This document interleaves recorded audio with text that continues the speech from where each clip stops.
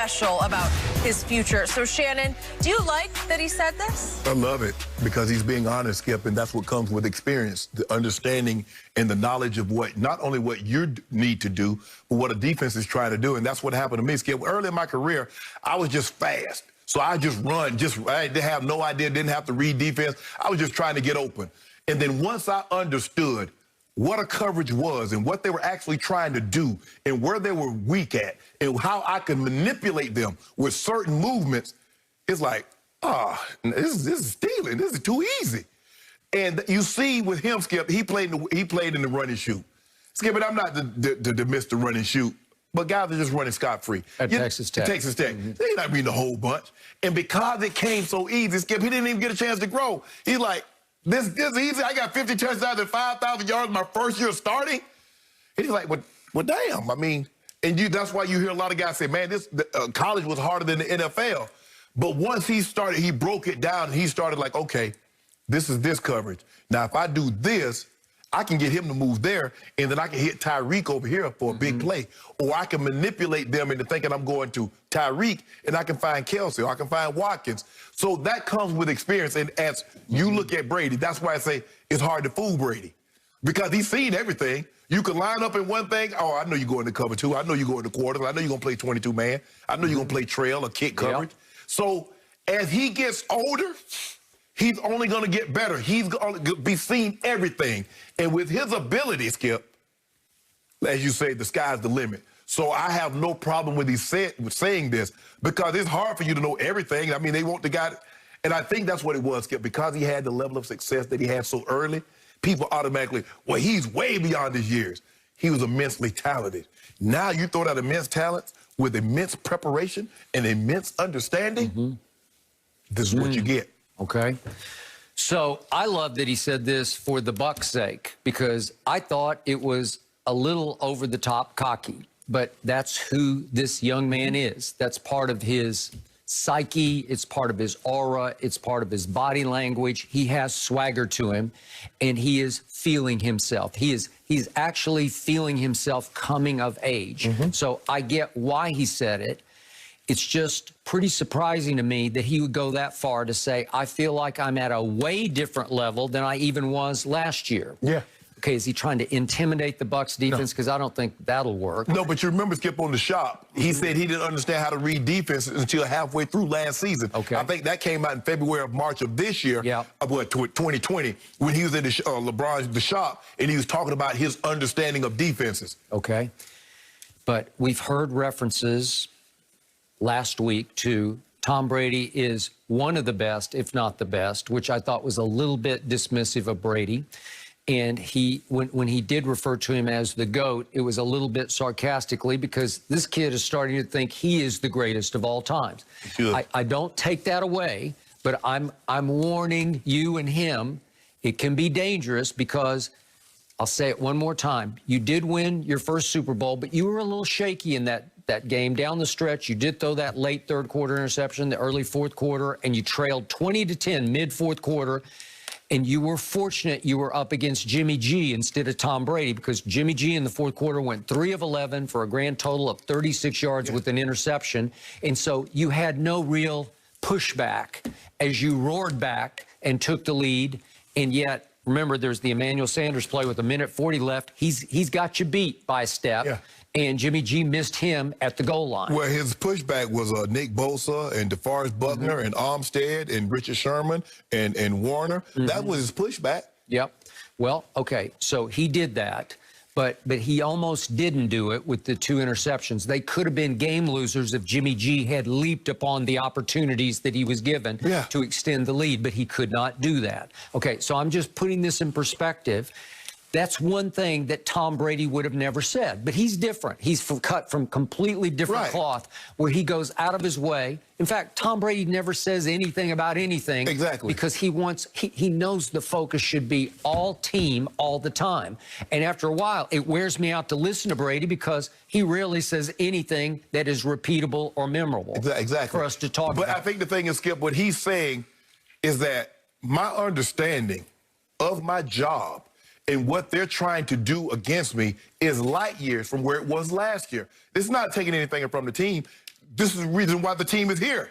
It's like because my knowledge, my understanding of what I need to do and what they're trying to stop me from doing, it's almost like Skip, he doesn't throw any blind passes. It's like he gets off key and he remembers like where everybody's supposed to be. And now it's an off-balance throw where he's back across his body, but he's hitting Kelsey, or he's hitting Tyreek, or he's hitting these guys. He understands. He doesn't miss very many blitz pickups. And he understands. I'm expecting a lot of zone blitzes in this situation, Skip, where they bring the two inside backers and they drop a D tackle or they drop JPP because he's really good. He'll drop into coverage. He's pretty good at it. Because if you don't, you see they hit Tyreek on that quick slant. Now, you bring somebody and Tyreek catch a quick slant, you got the Dickens getting him down because he's got open field. So I think we're going to see some of that. I think that, look, you'll give him a little dose of this, a little dose of that, and see what you have success with. But Mahomes, his understanding and his the greatest thing that a quarterback can have is recall. Is that, okay, in this situation, I've seen 100 snaps, and in this situation, this is what you normally do. Now, I'm going to expect this. And that's the way Mike had us approach. He said, look, here's the printout. Mike Shannon, head coach. Skip, this is the way we did it. He said, down in distance, in this area of the field, the 85% this. We're going to plan for this. And if they give us this and this, we'll react. But we can't get trapped knowing that this is what they like to do. Quarterback Tom Brady has tremendous recall. The great quarterbacks have tremendous recall. Brady, the Mannings, the Rodgers, the Elways, all these greats can recall situations just like that. You got to be able to think on your feet, Skip. It's not just good enough to recall it. Now, remember, JPP tried to tear your head off. Shaq Parrott tried to put his helmet in your back. And you know what? If Sue get his hands on you, Sue ain't never just laid anybody down, Skip. Sue tried to shove you through the dirt. So for me to hear him, Skip, and he's 25, and I didn't expect him to skip and that's the biggest misconception, is that people think because you played quarterback your whole life, that you should automatically, well, you just been doing it your whole life. The NFL is a whole different ball game. Well, it is. So far, everything has come incredibly easy for Patrick Mahomes, and it's not that easy.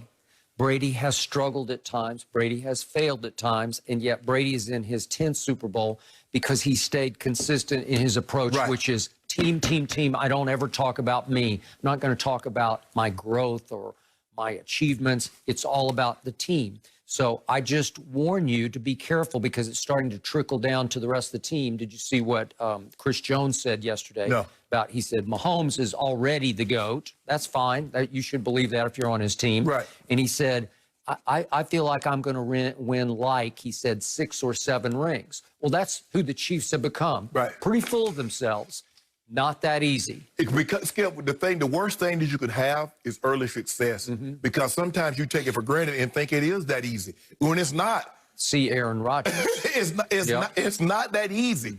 It's a grind because you see what happened. You got 3 linemen out, Skip. Now you got 2 more players on COVID protocol. You do. It's just like that, Skip. Now we could be having a whole different discussion if Robinson and Kilgore, the center, if they're not back.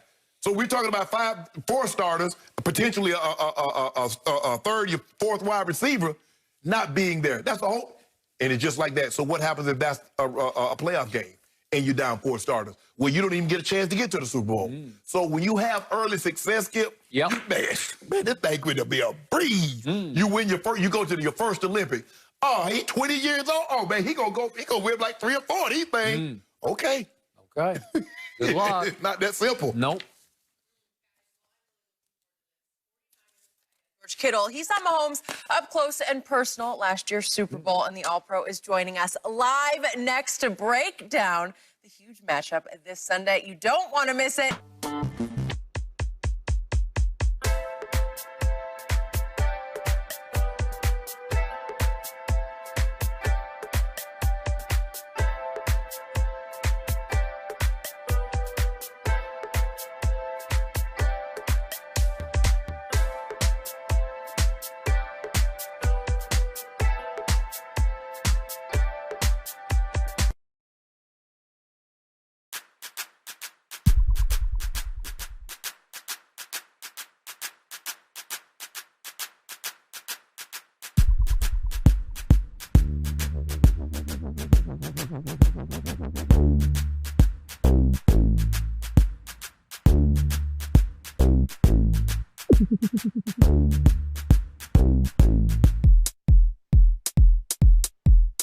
But Shannon, can you see this happening? Yep. I was listening to him talk. I think Giselle is giving up. Giselle is like, I ain't tell her to come home. We done talked about this. You said this 10 years ago that you was going to play 3-4 more years. Because he wasn't about the family. He says, I'll know. He didn't mention anything about no family. He did not. Prior to that, Skip, he said, I'll sit down with my family. We'll discuss it, yada, yada,